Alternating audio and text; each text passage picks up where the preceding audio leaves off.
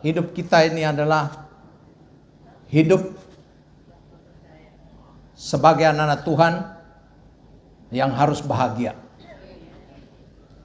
Karena jaminan kita adalah Tuhan. Yesus baik. Dalam perjanjian lama, satu perikop pemazmur berkata, aman dalam perlindungan Tuhan. Saya mau tanya sama saudara, Tuhan Yesus baik. Keadaan saudara baik? Tapi muka saudara tidak. Tuhan Yesus baik? Tapi jawabnya begini. Semua punya masalah? Aman dalam perlindungan Tuhan. Bukan berarti kita selalu hidup tanpa masalah. Yesus itu baik. Aman dalam perlindungan Tuhan. Bukan berarti kita tidak punya masalah. Kita punya masalah, tapi kita aman. Apakah dengan masalahmu membuat saudara stres? Hah? Yang bilang iya memang benar, yang bilang tidak memang orang stres. Yang tidak menjawab sama sekali itu depresinya berat. Tiap hari berdoa. Nggak usah saudara tiap hari berdoa nggak punya masalah. Pendeta juga banyak. Memang kalau ngomong pendeta langsung saudara jawab cepat ya. Itu sebabnya hari ini saya mau kasih keluar slide dulu supaya saudara kita melihat bahwa hidup ini sebenarnya bagaimana kita menjalani. Atasi kekecewaan hidup Anda. Pernahkah engkau kecewa? Apakah engkau sedang kecewa? Gak apa-apa yang kalau pernah kecewa, pernah. Sekarang saya tanya, apakah saudara sedang kecewa? Yang bilang tidak itu lagi kecewa. Atasilah kekecewaan hidup Anda. Sebelum itu menjadi penyakit yang membunuh Anda sendiri. Ada orang yang punya masalah dan stres. Dan Alkitab berkata bahwa orang yang hati gembira yang bisa melihat sembuh. Hati yang gembira adalah obat. Sebenarnya hidup ini senang-senang aja. Hidup ini kalau you bikin susah, dia jadi susah. Kalau you bilang gak ada duit, itu susah, maka banyak orang yang gak punya duit juga senang. Kalau you bilang orang yang punya duit senang, hasil penelitian sekarang, orang kaya untuk bahagia itu butuh perjuangan. Amin. Itu sebabnya kayak saya khotbah begini, saya lihat saudara ada yang matanya merem. Itu berarti saudara orang bahagia. Tidurnya nggak di mana, bisa. Di gereja, di bajai. Ya, busway udah lewat, saudara masih tidur. Jangan menyalahkan manusia, apalagi Tuhan. Banyak orang suka cari kambing hitam. Selalu menunjuk orang yang salah. Catat baik ya. Manusia modern ini adalah manusia yang tidak bertanggung jawab. Rata-rata hampir tidak bertanggung jawab. Kalau banjir selalu bilang gubernur yang salah. Gubernur bilang itu masyarakat terlalu banyak buang sampah sembarang. Semua lari dari tanggung jawab. Anak dapat nilai jelek, mamanya tanya, kenapa kamu dapat jelek? Guru pilih kasih. Emang begitu? Lu gimana lu? Kok hidup lu kelihatan kayak orang stres? Iya sih, gue salah kawin. Semua menyalahkan orang. Coba marilah kita menjadi anak Tuhan yang bisa bertanggung jawab atas diri kita sendiri. Banyak pendeta yang tidak mengerti. Orang berzina dibilang setan. Pak Richard tolong doain ya, suami saya berzina. Pak Richard doain. Ya udah, saya doa pengampunan dosa. Enggak, doakan pelepasan. Pelepasan apa? Kalau pelepasan itu yang berhubungan dengan setan. Kalau berzina, you bertobat. Ada pendeta yang nggak ngerti, dia doain keluar setan, keluar setan. Setan sambil di samping bilang, bukan gua. Dia pergi aja, gua nggak tahu. Itu sebabnya saudaraku yang kasih dalam Tuhan, jangan menyalahkan orang lain, apalagi Tuhan. Kalau Anda ada dalam masalah kekecewaan. 2, jangan bereaksi berlebihan ketika Anda kecewa.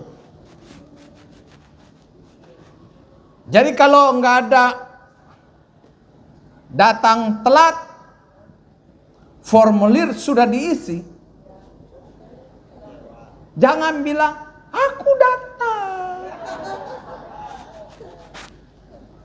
Tenang aja.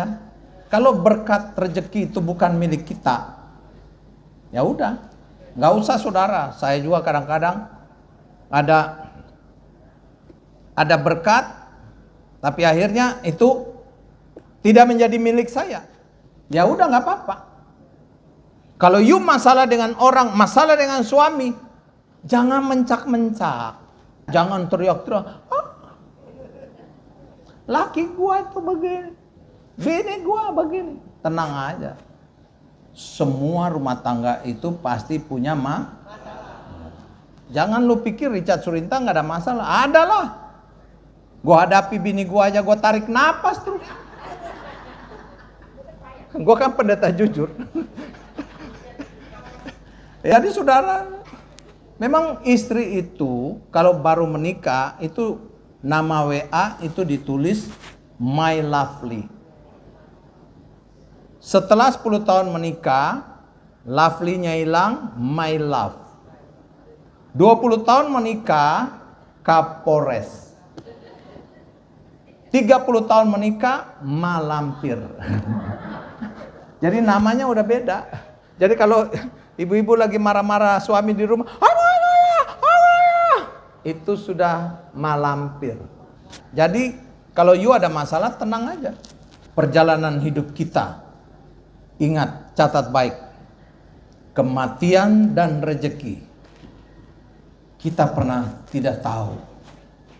Hanya Tuhan yang tahu kapan rezeki itu datang, kapan kematian itu datang. Amin. Jadi kalau kita tidak tahu kapan rezeki datang, ya udah, tenang aja. Tenang. Pak Richard, khotbah di tempat saya ingat dulu. Ya siap. Kalau dia kasih biasanya 10 juta. Tiba-tiba sorenya, Pak Richard maaf ya, enggak jadi. Kok tarik napas? Emang harus mencak-mencak? Emang gua harus bilang, dasar persekutuan doa, kalau ngomong itu yang benar? Tidak. Santuy. Hidup ini kalau memang itu rezeki, ya udah. Karena saya baca Alkitab berkata bahwa kematian dan rezeki itu mutlak di tangan Tuhan. Kadang-kadang saudara suka bilang anak saudara, dasar anak malas. nggak punya otak. Justru anak yang you maki-maki, dia akhirnya menjadi seorang yang punya duit dan menjadi pentolan dalam keluarga. Anak yang you manja-manja bisa saja nyusahin orang tua. Semua ini bisa kita nggak bisa tebak. 3, pikirkanlah bahwa masalah memiliki tujuan tersendiri. Jadi masalah yang kita alami itu ada rencana Tuhan. Segala sesuatu berjalan bersama dengan Tuhan untuk mendatangkan apa? Kebaikan. Jadi kalau untuk mendatangkan kebaikan, ya tenang aja. Pak Richard, saya dengan cowok saya udah putus. Mungkin Tuhan mau kasih yang terbaik. Begitu. Kadang-kadang cewek sekarang kalau putus sudah kayak orang GERD-nya kambuh. Itu sebabnya dikatakan bahwa pikirkanlah bahwa masalah memiliki tujuan tersendiri. Pak Richard, handphone saya hilang. Tuhan mau kasih yang terbaik. Gue tanya, hilang di mana? Di gereja. Hah? Kok bisa hilang di gereja? Waktu Pak Richard doa berkat, suruh kita angkat tangan, maling turun tangan. Mana dia ngomong ke gue lagi, Pak, lain kali jangan suruh kita angkat tangan. Kalau you bawa tas ke gereja, ikat itu tas di kaki. Jadi kalau maling ambil tas, ambil yang kaki lu. Pikirkan bahwa masalah memiliki tujuan. Ada banyak orang yang bermasalah. Ternyata contoh, ada seorang yang dia tabrak anak kecil main sepeda di Bintaro. Sementara dia harus ke kantornya. Jam 9 dia sudah harus ke kantor. Jam setengah 9 dia masih urus itu anak. Jam 9 dari rumah, dia dari Bintaro menuju Kuningan. Dia sampai dalam mobil, dia bilang, Tuhan, kenapa saya sudah berdoa pagi kok? Kenapa kok ada masalah, kok tabrak anak itu? Anak lagi jalan dengan sepeda. Kenapa Tuhan? Sementara jam 9 saya sudah harus on time. Ada pertemuan penting. Jam 10.20 bom di Kuningan meledak. Lantai 2 dia punya tempat duduk dari Jatinegara patah-patah. Setengah 10 dia masuk Kuningan polis lain. Ternyata Tuhan selamatkan dia dengan tabrak anak kecil. Tapi anak kecil nggak berbahaya, nggak ada, cuma tabrak dengan sepeda, ada luka dikit. Ternyata Tuhan menghalangi untuk dia jam 9 ada di sana. Itulah kalau kita ada dalam masalah, marilah kita lihat positifnya. Amin. Lihat positif. 4, jangan bersikap sinis atau pahit hati. Saya mau tanya sama saudara, pernah nggak teman Anda orang lain menyakiti saudara? Pernah? Pernah. Catat ya, semua catat. Orang yang menyakiti kita berpotensi sampai kita mati adalah keluargamu sendiri. Kalau bukan dia suamimu, dia anakmu. Kalau bukan dia orang tua, dia anak. Orang-orang ini berpotensi menyakiti kita seumur hidup. Bahkan tidak sedikit orang yang akhirnya kesal sampai akhirnya keluar penyakit-penyakit dalam tubuhnya. Itu sebabnya jangan bersikap sinis. Ibu-ibu kalau kesal sama suami ngomong nggak? Pak, aku kesal sama kamu, Pak. Jangan begitu. Ngomong nggak? Hah? Nggak pernah? Paling matanya begini. Suami lewat, sampai laki bilang lama-lama gue colok itu mata. 5. Jangan putus asa dan lari kepada hal-hal negatif. Ada 2 pelarian ketika kita ada dalam masalah. Yang pertama pelarian positif, yang kedua pelarian negatif. Pelarian positif itu baca Alkitab. Pelarian negatif naik klub. Apa cek?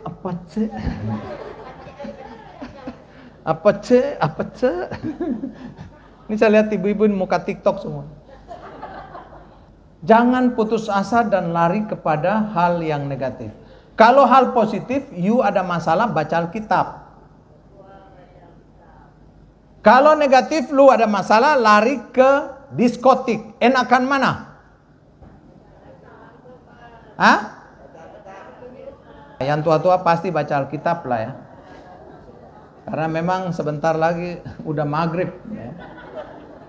Jadi saudara, ini hal-hal yang saudara harus atasi ketika Anda dalam kekecewaan.